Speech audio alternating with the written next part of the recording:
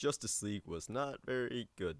The DCEU has been course correcting since Batman began. Man of Steel was made to emulate the Dark Knight movies because of their stellar critical reception. Just kidding, it was because they made billions of dollars. They tried to push Superman into this weird grayscale nightmare that just ended up looking like 9/11 footage. You know, realism.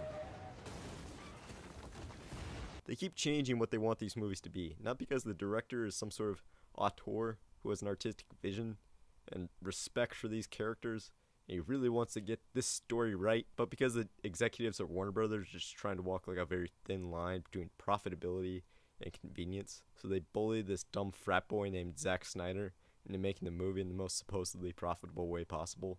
They know Marvel is over there printing money, and they're so desperate to find a way to do it themselves while being legally distinct, artistically unique.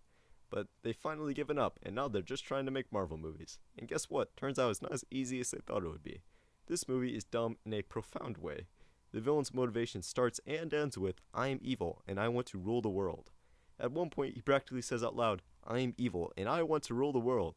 Ben Affleck has an understandably dull performance. He just kind of sits there with his big stupid head while Aquaman's like, my man! My man! My man! My man! They just seem to not understand what people want, so they aimed low, really low, where they thought it was safe.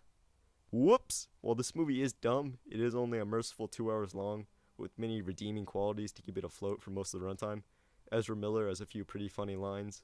There's an underwater scene with Aquaman that's dumb enough to be funny, where DC finally explains how they're going to do underwater dialogue for a solo movie. And I was disappointed to find out that it's not just going to be people going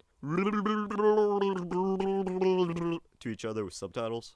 It's a cynical corporate mess, but it's a breezy cynical corporate mess. If you have 2 hours to spare, it may be a fun use of your time. 6 out of 10.